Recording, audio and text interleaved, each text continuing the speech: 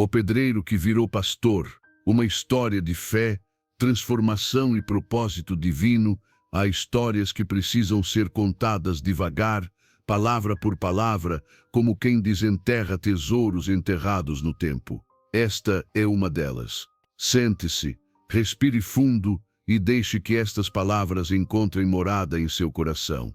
O Jé tinha 42 anos quando sua vida desmoronou como um edifício mal construído. Não é poético dizer assim, pois era exatamente isso que ele fazia, construía edifícios. Pedreiro de profissão, homem de poucas palavras, de mãos grossas marcadas pelo cimento e pela cal. Mãos que conheciam o peso dos tijolos, a textura áspera da areia, o calor escaldante do sol sobre a laje. Acordava às 5 da manhã, todos os dias. Mesmo aos domingos, porque o corpo já não sabia dormir além daquela hora. Tomava seu café preto, amargo como as contas que se acumulavam, e saía para mais um dia de trabalho. José construía casas para os outros, mas morava numa casa inacabada, com paredes sem reboco e sonhos sem pintura. Era divorciado. 3 filhos que mal o visitavam. Um deles, o mais novo, nem sequer atendia suas ligações. A bebida tinha sido sua companheira por anos, não mais, ele havia parado fazia 6 meses, mas as cicatrizes permaneciam. As pontes queimadas não se reconstroem com facilidade. E então veio o acidente. O céu pesado, carregado de nuvens escuras que pareciam prenunciar algo. José estava no 4º andar de uma obra, assentando tijolos, quando seu pé escorregou no andaime molhado. Não foi uma queda cinematográfica, dessas que você vê em câmera lenta. Foi rápida, brutal, real. Ele despertou no hospital 3 dias depois. Fratura exposta na perna direita, 2 costelas quebradas, traumatismo craniano leve. Mas o pior nem era isso. O pior foi quando o médico disse, com aquela voz técnica e distante que os médicos usam para se protegerem da dor alheia: Senhor José, o senhor terá sorte se voltar a andar normalmente. Trabalhar na construção, esqueça, esqueça, como se fosse simples assim. Esquecer 42 anos de identidade. Esquecer o único ofício que conhecia. Esquecer como pagar o aluguel, como comer, como existir. José ficou 3 meses em recuperação. 3 meses numa cama emprestada na casa de uma irmã que mal falava com ele. 3 meses olhando para o teto rachado, contando as horas, sentindo a vida escorrer por entre os dedos como areia fina. Foi naquele quarto abafado, naquele silêncio pesado de frustração e medo, que algo começou a se mover dentro dele. Não foi súbito. Não foi um raio de luz divina atravessando as cortinas puídas. Foi mais sutil. Uma inquietação, um vazio que pedia para ser preenchido com algo maior que a dor, daquelas fervorosas que acordavam cantando hinos e dormiam com a Bíblia sobre o criado mudo. Ela insistia para que José a acompanhasse aos cultos, mas ele sempre recusava com grunhidos e desvios de olhar. Isso não é para mim, Marta. Isso é para gente que tem o que agradecer. Mas certa noite, incapaz de dormir, atormentado por pensamentos que giravam em círculos viciosos dentro da cabeça, José pegou a Bíblia que Marta deixara sobre a mesinha ao lado de sua cama. Abriu ao acaso. Não sabia o que procurava. Talvez nem estivesse procurando nada. Seus olhos caíram sobre um versículo em Jeremias: porque eu sei os planos que tenho para vocês, diz o Senhor. Planos de fazê-los prosperar e não de causar dano, planos de dar a vocês esperança e um futuro. José leu aquelas palavras 3 vezes, depois 4, depois parou de contar. Algo dentro dele se quebrou, não como vidro que se estilhaça, mas como uma porta enferrujada que finalmente se abre depois de anos trancada. Ele chorou naquela noite, chorou pelos filhos que perdera, pelo casamento que destruíra, pelas décadas desperdiçadas em raiva e orgulho. Chorou até não ter mais lágrimas, e quando o pranto cessou, havia um silêncio novo dentro dele. Um silêncio que não assustava, um silêncio que parecia dizer: espere, algo está vindo. No início, ia apenas para agradá-la. Sentava-se no último banco, de braços cruzados, ouvindo pela metade. Mas aos poucos, semana após semana, algo mudava. As palavras do pastor começavam a fazer sentido. Os hinos que antes pareciam barulho agora soavam como bálsamo. As orações que testemunhava, pessoas comuns clamando por milagres, agradecendo por bênçãos, chorando suas dores, tudo aquilo começou a tocar lugares dentro dele que estavam dormentes havia décadas. Um domingo, ao final do culto, o pastor fez um apelo. Se há alguém aqui que sente que Deus está chamando, que sente um propósito novo nascendo dentro de si, venha à frente. Não tenha medo. José não planejou se levantar. Suas pernas, especialmente a direita, ainda em recuperação, pareciam de chumbo, mas algo o puxou. Ele se viu de pé.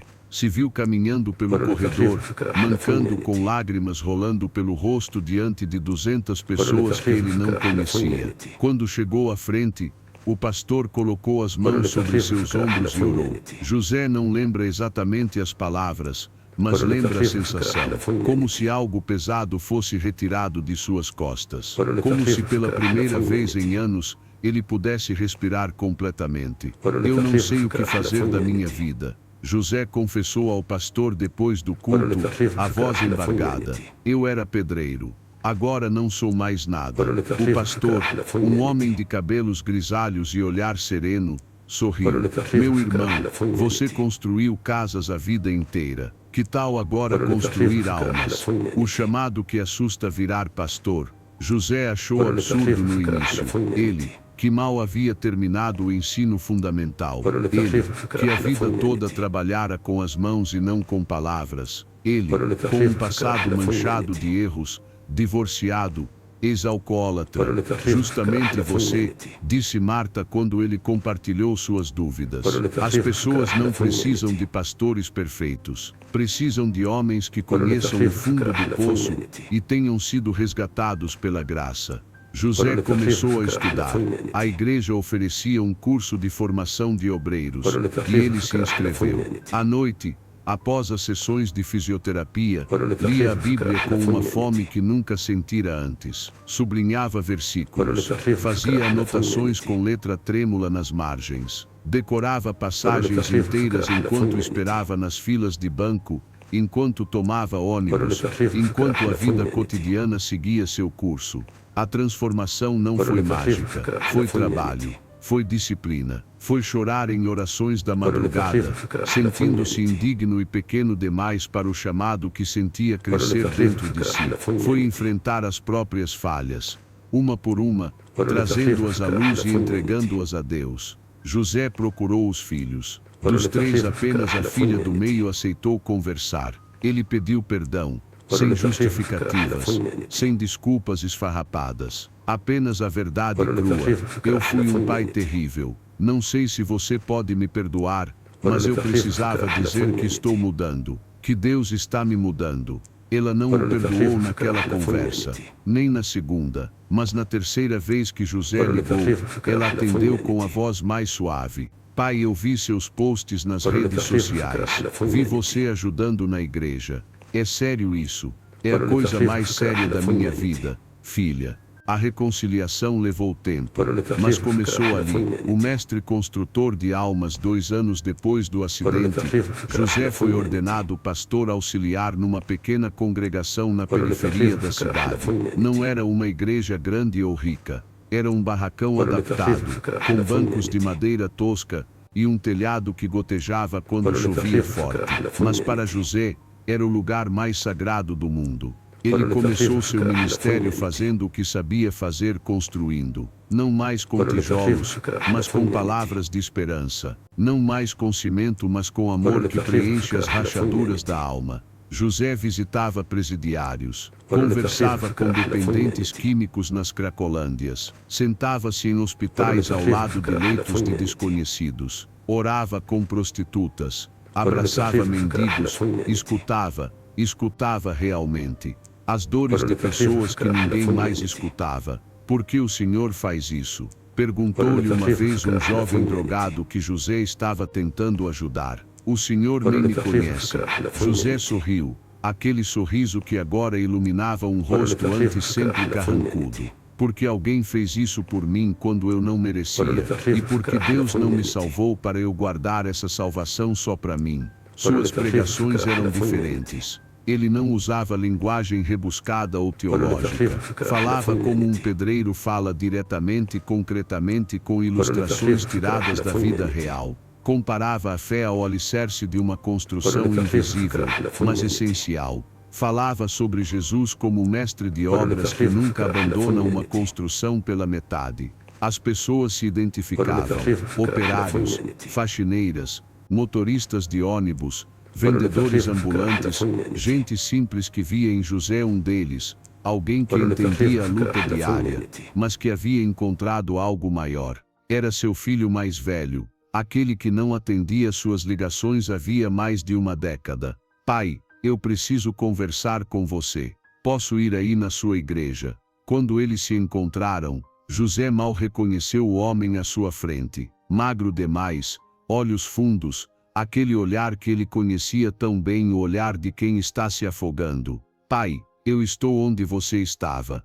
Pior, talvez. Perdi meu emprego, minha mulher, estou devendo pra gente errada. E eu só não bebi hoje porque decidi vir aqui primeiro. Dizem que você mudou, que você pode ajudar pessoas como a gente. Pessoas como a gente. José abraçou o filho e chorou. Ali, naquele barracão simples, com o cheiro de mofo e as paredes descascadas, Deus completou a restauração que havia começado anos antes. O pedreiro estava finalmente reconstruindo a relação mais importante que havia destruído. Hoje, aquele filho lidera um grupo de recuperação na igreja. É casado novamente. Tem uma filha, a primeira neta de José, que ele carrega no colo durante os cultos enquanto o avô prega. O legado do construtor. José tem 53 anos agora, anda com uma leve manqueira da perna direita, lembrança constante do acidente que mudou tudo. Mas ele diz,